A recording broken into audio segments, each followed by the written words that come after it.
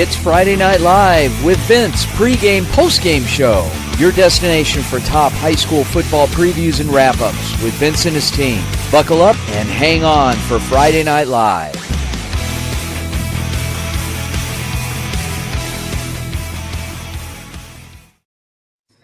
Good evening, everyone.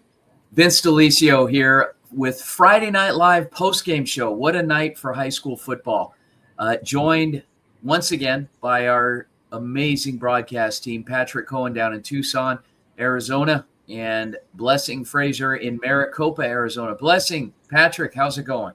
It's going great, Vince. And you certainly hit the nail on the head right there. It has been an exciting night for high school football. I'm really looking forward to seeing what everyone has to say about the games that they cover tonight. Yeah, as the scores have been coming through, some games ended a little earlier than others. Expectedly, because there were some delays to kind of kick things off, but some interesting finishes, and looking forward to definitely getting those updates from everyone as we go through. So tonight I was out at Brophy, Central High School had a chance to catch a good amount of that game, and it was fun stuff. Ended up being a beautiful night for high school football, and of course some of our other field correspondents out there were had some great games that they had a chance to report on. So that being said, let's kick things off right off the bat here with our very own Antonio Gutierrez, who was out at Kellis High School tonight covering Desert Mountain and Kellis. Antonio, Blessing, take it away. Hey, Antonio, just like how we were saying, amazing night of high school football, especially with this game. Sophomore Easton Connor scored that first touchdown just within the first 6 minutes. This is Desert Mountain's third straight win and second straight 50-point win. So, yeah, what do you think that Desert Mountain did defensively to keep Kellis off of the board and then offensively to continue to build that lead? Yeah, defensively, they were showing so many different coverages. They were running man, they were running zone. But their pressure up front from their D-line was just fantastic. And on the Kellis side, Kellis had opportunities, but some costly penalties really took some explosive plays off the board and really they kind of shot themselves in the foot. But on the offensive side, I mean, Desert Mountain was firing on all cylinders. I think there was 4 or 5 different players that had a touchdown.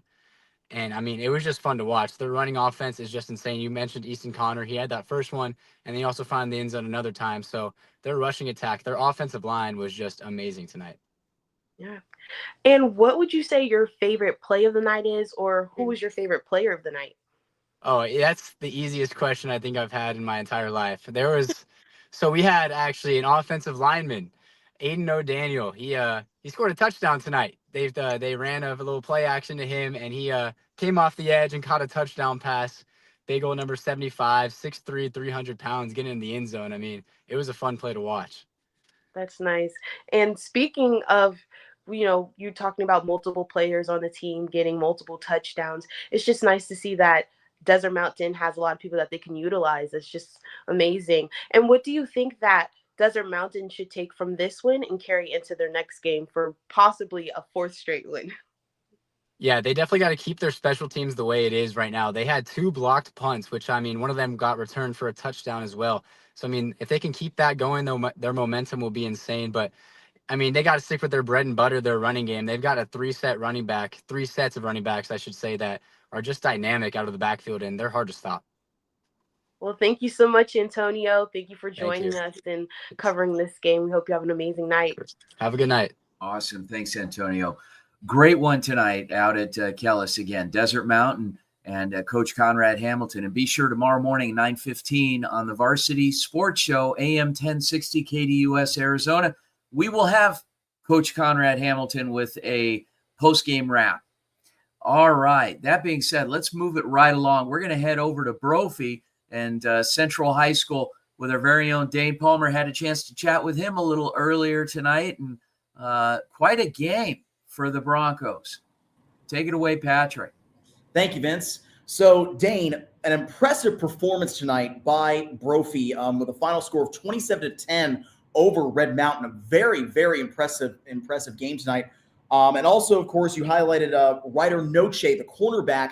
What was it about Noche, definitely with the 2 interceptions? what made him stand out, and what made you make him decide to be the player of the game tonight for Brophy? Yeah, he was just an absolute ball hawk out there tonight. He was finding the ball. He had a nose for it, and it seemed like every play where Red Mountain kind of got stuffed in the backfield, or where they didn't have success, Noche was right there. He was in the action, and of course 2 interceptions in a game like that where it looks like Red Mountains maybe got some momentum. Looks like they can come back. They have a couple long runs. They get a field goal. They get in the end zone. Ryder Noche on the defensive side of the ball just to come back out and silence all of that noise and get the offense back out there, let them run that clock down and give them the ball and chances to score. Was huge. It was huge. He was just an all-out playmaker tonight. It was awesome to watch. Oh, very nice. That sounds amazing. That sounds really cool, Dane. So also, I have to say also very impressive performance by Brophy, because they handed Red Mountain their first loss of the season after heading 4-0 after entering this game undefeated. So, I mean, this is definitely. Do you think this will definitely be a tone setter for Brophy moving forward? Yeah, 100%. I think the changes that they've made have worked really well. They gave up 70 last week, and then to come out and to hold an undefeated team, like you said, like Red Mountain, who has a very good offense, to hold them to 10 points, and then to go out there and put 27 points on maybe the best defense that they've faced this year, was pretty electric. Their quarterback number 15, Case. Excuse me. Vanden Bosch. He had an amazing game. He was really stellar on the sideline. Defense was out there every second. He was chanting, screaming and yelling, cheering his teammates on. Of course, Devin Fitzgerald had a huge night tonight. He's making plays all over the place. Number 84, Dalen Sharper, was his first game back from injury. He looks like somebody who has a lot of potential on the offensive side of the ball. He's a big guy, stiff arming people, making guys miss. It just looked like they were firing on all cylinders tonight. And if they continue the rest of the season playing the way they did, especially on that defensive side of the ball, behind Ryder Noche and their front four did an amazing job of just squishing those gaps, making it super difficult to run the ball. And that's kind of what they harped on pregame with Coach Jewell. Don't forget, go check out those postgame and pregame interviews. They're pretty awesome. We got some great postgame interviews. Go check them out on our social media. But yeah, overall, this is a huge turning point for Brophy. Like you said, those two lost, a really tough loss to Hamilton last week. And then to come out, defense only gives up 10. And get a win like this over an undefeated Red Mountain is huge for them. Well, yeah, absolutely. So thank you very much, Dane. Really appreciate you covering Brophy and Red Mountain for varsity. So hopefully we'll have more exciting games for you you to cover next week. Yes, sir. Thank you. Awesome. Thanks, Dane. Great. Good stuff so far. A lot of fun and some great football tonight. Like I said, I had a bird's eye view tonight, was on the sideline out at Brophy and standing there with sports information director Steve Schaff, great guy, and really had a chance to enjoy some good football tonight. So, what do we have coming up? Mountain View versus Higley. That amazing game. That was a big game. Okay, let's bring him on. Let's bring on Matt McCord, who covered that game for us tonight out at Higley. Mountain View, the visitor, Higley, the home team. Matt. Hello. Hey, Matt. Big game for the Toros, 50-7. And like we kind of talked about pregame, great response from the Toros after their last game. Kind of talked about how any previous loss fueled them to just dominate the next week after. Brady Goodman himself had 3 touchdowns in the first half alone. And, the Higley joined them for the 7 points within the third quarter, excuse me. But the Knights were not able to just keep up with keep up with Mountain View. But I do want to talk about the last 50 seconds of that game. Quarterback Brock White scored a touchdown. Can you kind of talk about the effort and the consistency that the Toros had throughout the entire night? Well, from the get-go, they were so aggressive. Coach Littell talked to us before the game. He said that we wanted to get going fast because last week against Basha, they were plagued by turnovers early and slow starts. That's what ended up costing them. Today they got out to a very fast start, right on the gas pedal, right when the game started. And now back to the end of the game, Brock White came in as the backup. The game was out of hand, and he took a read option somewhere around 50 yards to the end zone for a touchdown. And the team was celebrating with him. They were so juiced up for him on that sideline. And since it was a running clock, they hustled onto the field to kick the extra point and get the 50 points. So, yeah, all night it was just very one-sided, and the stars for Mountain View showed out. Nice. And we kind of talked about how Higley had their record from last year, but the Toros just could not be stopped. What do you think works so well for them, both offensively and defensively? Well, offensively, like, you hear stories about how good Brady Goodman and Talon Arnett are together. Those two are so special. Brady Goodman, I mean, their offensive line played great, by the way. He was sacked once and almost had no pressure all night. He was delivering balls all over the place in the tight little spots. And then in the second half, Mountain View just ran away with the game by running the ball. I mean, it was just 10-yard carry after 10-yard carry after touchdown. Their first play of the second half, Brady Goodman ran in a touchdown, and then Will Arnett, on the other hand, he returned an onside kick for a touchdown. You don't really ever see that.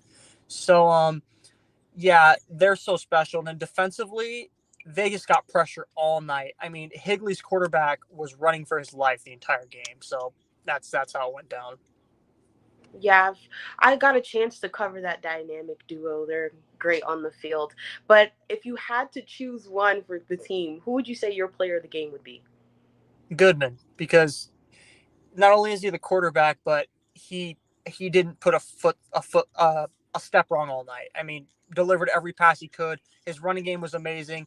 He was picking up 5 yards a carry on the QB sneak tush push, which is ridiculous because he's 6'4". So I mean, a ridiculous game from him. Probably you could put it up there. Probably this is his best game he's played in high school.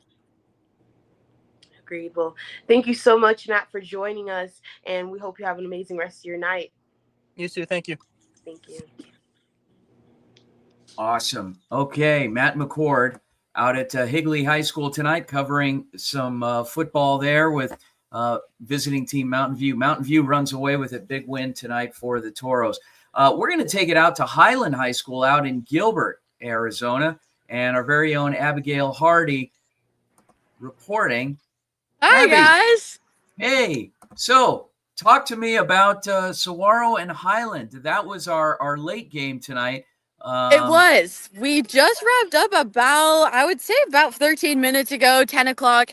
It was, if you guys were watching it, you know how a nail biter it was to the last 2 minutes of the game. It was back and forth. Some dicey plays here and there, got some interceptions, and then a pick six on Saguaro, Tristan Armstrong, which he is playing on both sides of the field. He is actually a player of the game, played on both sides. I haven't gotten a chance to talk to him yet, but he just played like his absolute max that he could, and everybody here on this field today. And Highland, of course, scoring a late touchdown to take the go-ahead score to finish the game and get the win. So a little bit of the wind out of the sails of Saguaro. They were moving the football, and it looks like they just ran out of time. Yeah, they were unstoppable that first half, and then they still came back in that second half, third quarter, but they just let the foot off the gas in that fourth quarter, and that's how Highland scored that last touchdown to give Highland their first one of the season, actually. When you look at the play of the SaberCats tonight, and last week, big win over Cesar Chavez. Tonight, playing a bit of a tougher opponent in Highland. Good points, bad points, some takeaways, key takeaways that maybe will help them for next week. Next week I would definitely Highlands defense really stopped them a lot. They were Sora was still able to get through them, but I think maybe like going into practice, working on those key details, sharpening them out. But the Sabercats are back at their home field after 3 weeks on the road. So having that home field, I think, will definitely like sharpen them up a little bit and just get them going the entire game with their own crowd cheering them on. Running game, passing game, what was a little more effective for the Sabercats tonight? Definitely their running game. Absolutely. They were able to make some huge passes through that from their quarterback. It was a good running game tonight for sure. Okay. Well, there you have it. So the Sabercats and Highland tonight, Highland coming away with the win, a close one, 28-21 over Saguaro. And next week, looking forward to getting out to Saguaro as they host the Higley Knights at their home field. So yes, awesome. Yeah, it should be a good game for them coming back home. Abigail Hardy. Thanks so much, Abigail. Thank you so much for having me. All right. Great. Well, there you have it. So anyway, we're going to take a quick break. Guys, don't go anywhere here on Friday Night Live, the post-game show. We've got a lot coming up. Stick around. Like I said, we had 9 games tonight. We're also going to hear from Las Vegas tonight and our crew out there on the tail end of the show. So don't go anywhere. We'll be right back.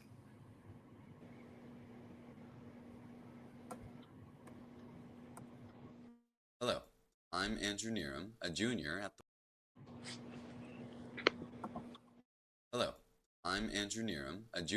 the Walter Cronkite School of Journalism and Mass Communication. I'm excited to show the Varsity Sports Show everything that I can offer on any side of production as I express my love for this business throughout the fall of 2025. The Angry Crab Shack in Tempe, with an experience so good it remains indescribable, with something for every seafood lover. Try one of their amazing custom seafood boils, sandwiches, appetizers, and salads.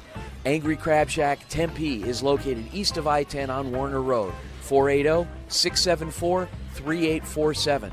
The Angry Crab Shack in Tempe. Come ready to eat.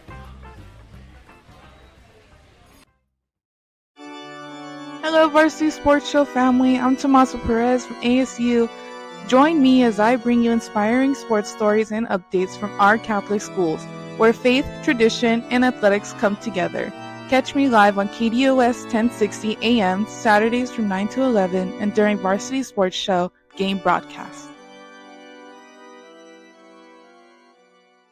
Thank you for listening to the Varsity Sports Show. Our mission is to empower education and enable dreams, creating a platform to promote young people in extracurricular activities and community outreach. If you are interested in partnering up with the Varsity Sports Show, find us on Twitter, Facebook, Instagram, or call or text us at 480-779-9437. The Varsity Sports Show, Arizona's home for youth, high school, college, and you. Welcome back to Friday Night Live, the post-game show. And Vince DeLisio here with Patrick Cohen and our Viva Varsity broadcaster, Mr. Jorge Guajardo, who was out at in Glendale tonight, out at Copper Canyon High School as they hosted a team from out of town. How'd it go? Yes, it went well, Vince. Weather aside, it was an interesting game, to say none the least. But a number of players on Copper Canyon side really stood out. Oh, absolutely. So, and also an impressive win tonight by Copper Canyon, defeating Yuma by a final of 40-2, holding Yuma to just a safety. That is a very big win for Copper Canyon, and for Yuma, another devastating loss as they still remain winless. So Jorge, are you hoping that this will be a turnaround for Copper Canyon now that they've had a dominant performance over Yuma? So do you feel like this will be a turnaround for Copper Canyon going forward into the season? It looks like it could actually absolutely be that, Patrick. Looking at their schedule, they only play one team that's at 500 the rest of the year. Obviously, it's still a little bit early, and so some of these games will play out. We'll see some teams might rise to the challenge, but Washington is the only team on their schedule right now that's at 500. So this team could make a run after this win. Absolutely. And if you're Yuma right now, I mean, you have to be devastated because you're desperately trying to search for that win. And I just wanted to ask you, what is this going to do to Yuma as a whole? Because they're 0-4 right now. They haven't won a single game. How does Yuma improve and go forward from this devastating loss to Copper Canyon? Yeah, this was a tough loss, and they obviously have a long trip back to Yuma, right, where that bus is probably going to be silent. There were some improvements, though. The beginning of the game, they were getting gashed. I mean, they were giving up chunk plays, big touchdowns. I mean, there was a drive. The second drive of the game for the Aztecs was a one-play touchdown drive. After halftime, though, they obviously came out and had made some adjustments. They were a little bit better offensively. They were able to get the first down of the game after halftime. They made some adjustments, and they were able to limit Copper Canyon there in scoring in that second half. So there's some momentum there coming out of the second half that they can build on, I think, that will hopefully help them improve the rest of the season.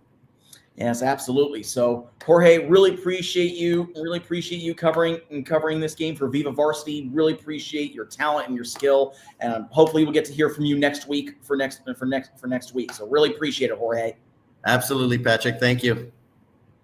Awesome. Great. Good stuff. Thank you so much. Okay, let's head back down to Tucson, and we'll be joined by our very own Anastasia Rastelli, who will be talking to Blessing about tonight's game out at Amphi. Anastasia. Hi, how's it going, guys? Good, how are you? It's going well. So we had a very interesting game today. The game did get cut short, I believe, about 6 minutes into the second quarter. There was a little bit of a tussle, especially on the Chargers end, and they may or may not have run out of players, which led to an automatic win for the Amphitheater Panthers. I will say, though, prior to this all happening, I believe the Chargers were at 13 and the Panthers were at 6. But there wasn't really much to cover outside of that because the game just got cut off so short, unfortunately. But yeah, from what I saw, it was a pretty exciting game. We were all having a great time. The weather was beautiful. The crowd was awesome. It was all up until that second quarter came around. Yeah, we only got to see the first half of that game, unfortunately. For pregame, we kind of talked about how the teams were closely matched, but what do you think stood out from both teams that drew themselves apart from each other? Yeah, so I feel like coming into the game, the Chargers were much better on offense. They looked a lot more composed compared to the Panthers and a lot more confident going in, but as the game was picking up, actually, we started to see the Panthers more on the offensive end, and they started looking pretty good. It was just that the fact that it got cut off short that we couldn't see that accelerate throughout the game. There were a lot of flags thrown in the beginning of the game, and I think that was just like them fighting through their nerves. But all in all, there was not a lot of players on both teams, which is why the game ended so early. But yeah, I mean, the offensive ends were looking pretty good. Yeah. I think both teams have 30, around 32 to 38. They have less than 40, so that makes sense. Football teams tend to be large. But going on to my second question, is kind of following up on what you said. What were you most excited to see that we didn't get a chance to? I was really excited to see more of the defensive end because we were focusing really offense heavy, just kind of trying to see what the game plan was for the teams. I will say, for each team, we highlighted number 24, Tristan on Panthers. His name was brought up a lot, and then Victor Rojo, number 9 on the Chargers. They were looking pretty good. Throughout the game, we said their names a few times. So, yeah, just we were wanting to see more of them and see more of the defensive end, which we didn't get to see. Yeah. Well, hopefully, once they go against the Catalina Foothills next week, we'll be a chance to see that. But thank you so much for joining us tonight, and thank you for covering this game. Yes, of course. Thank you so much. You have a good night. Awesome. All right.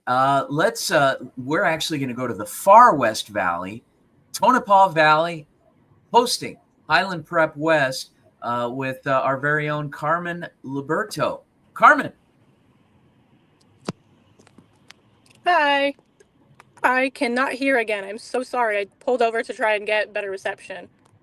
Nah, that's okay, Carmen. That's okay, Carmen. Oh, I hear you now. Never mind. That's okay, Carmen. So, Carmen, an impressive win tonight by Tonopah Valley, 43-6 over Highland Prep West, and Tonopah Valley just their second win of the season. And tell me a little bit about your player of the game, Xavier Fazio, and what he contributed to Tonopah Valley's victory tonight. Yeah, he was a well-rounded player on defense, offense, just everywhere on the field tonight. He had about 3 touchdowns for the game, and then I want to say earlier in the game he did have an interception, or that might have been another player. But either way, he was just a fantastic player on the field tonight. Sorry. Yeah, absolutely. And, definitely has to be a confidence booster for Tonopah Valley. Just their second win of the season. A big surprise over Highland Prep West, which was coming into this game 3-2. Tonopah Valley handed them their third loss of the season. So do you feel like this will be a good confidence booster for Tonopah Valley as they move on into next week? Absolutely. Talking to the coach, he said this was a really good confidence boost for them. They ended last season going, undefeated, and then to kind of lose in the second round of the playoffs. I think this is a really good confidence boost for them going up against Glendale Prep. And, the coach said they're a good team as well, but he is ready to face them, especially with their powerful defense. Yes, absolutely. So thank you so much, Carmen. Really appreciate you taking time to talk to us here on Friday Night Live. And thank you so much for covering Tonopah Valley, Highland Prep West, and good luck next week. Thank you. Thank you, guys. Awesome. All right, great. Good stuff, guys. As we continue to take the show and get a lot of game recaps here, we're going to send it out, and our very own Danny McDermott tonight. Take it away, Danny. Hi, Blessing. Hi, Vince. Hi, Danny. So Sierra Linda stays undefeated. But at the beginning of the game, you actually could not tell because it was Shadow Mountain leading 13-7. But Michael Fulton, number 2, he had that game-winning touchdown towards the end. Can you kind of talk about the game and how it played out and just the uncertainty of the game, I suppose? Honestly, both teams came out with impressive defenses. It was more of a run game, pretty much. And when Michael scored that touchdown, no one was expecting it. I think everyone was expecting Shadow Mountain to take the victory, and it just really was like, if you really keep putting your heart into it, you are going to finish the game. And I think they finished the game really strong. Yeah. And close win, like you said, 14-13. And pregame, we kind of talked about how they're equally balanced teams. But what did you see that both teams did well to get both on the scoreboard, but also not allow too much of a gap? Honestly, I do want to focus on Logan Lewandowski, number 77 for Shadow Mountain. I think he was one of the key factors in this entire game. He had 5 sacks alone, making his season 8 sacks. He also forced a fumble. He both sides of the defense was, again, I told you, was very spectacular, and they just mostly stayed on the line of scrimmage. It was, again, complete rushing game.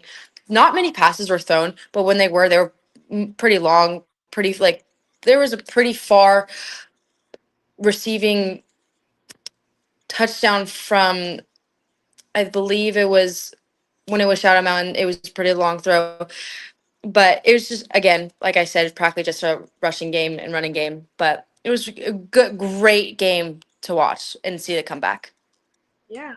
Well, thank you so much for joining us. I'm excited to see how Shadow Mountain comes back from this loss next week, and also how Sierra Linda continues that run streak. Thank you again.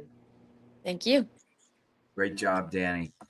Wow. Okay, so we're going to wrap up. We've got one more, and we're going to send it out to Las Vegas, and specifically our very own Thomas Gabo that was on the call tonight for Foothill and Liberty. Let's bring Thomas on. There he is. Thomas, how's it going? Good. How are you, Vince? Great. Take it away, Patrick. Thank you, Vince.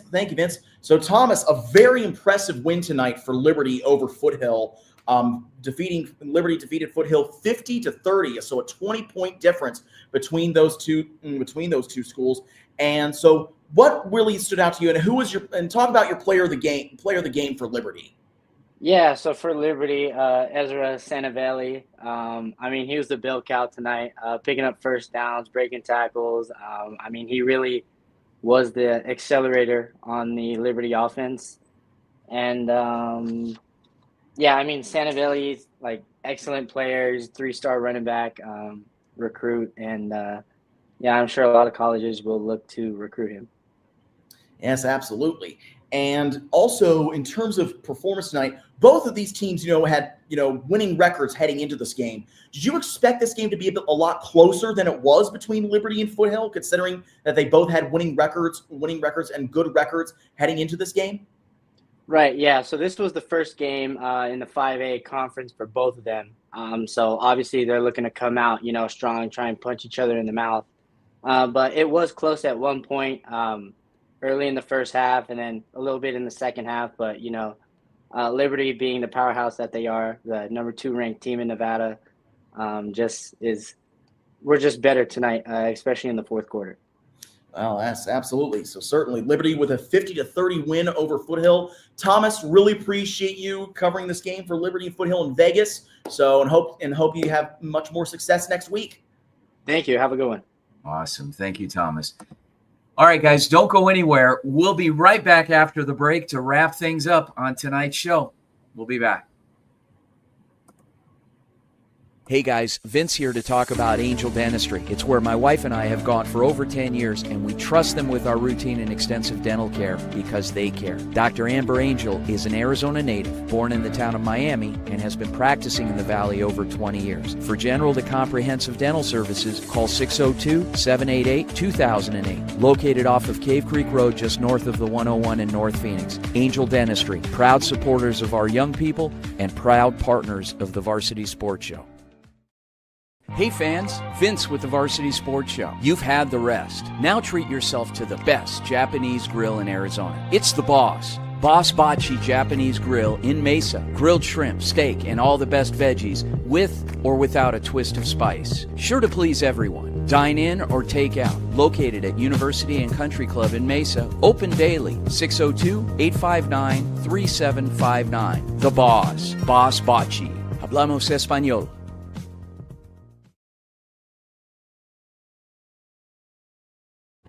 All right, guys. Any big surprises tonight? Surprises? I wouldn't say necessarily I was surprised by anything. I think I was very impressed by the big blowouts, both by Mountain View and Desert Mountain. Just amazing use of play. And also, I love that teams are utilizing their underclassmen. They're making huge plays and just getting their name out there within their first 2 years of high school. How about you, Patrick? I would say one of the big surprises for me is both Copper Canyon and Tonopah Valley, considering the fact neither of those schools had very good records coming into tonight's game, and both Copper Canyon and Tonopah Valley just absolutely hammered their opponents. I mean, Copper Canyon over Yuma 40-2, and Tonopah Valley 43-6 over Highland Prep West. Both very impressive performances from two teams that didn't really have good records coming in. So that definitely was the big surprise for me tonight.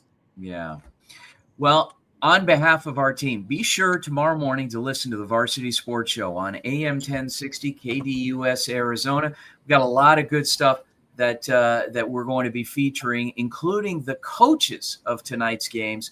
And our field correspondents will give a call and get another post-game wrap after they've had some time to kind of think about it and put together their reports for tomorrow morning's show. So once again, on behalf of our amazing team, our field correspondents covering all 9 of our games tonight, as well as our in-studio hosts, Blessing Frazier and Patrick Cohen. My name is Vince Delicio. Thanks again for tuning in to Friday Night Live postgame. We'll talk to you tomorrow.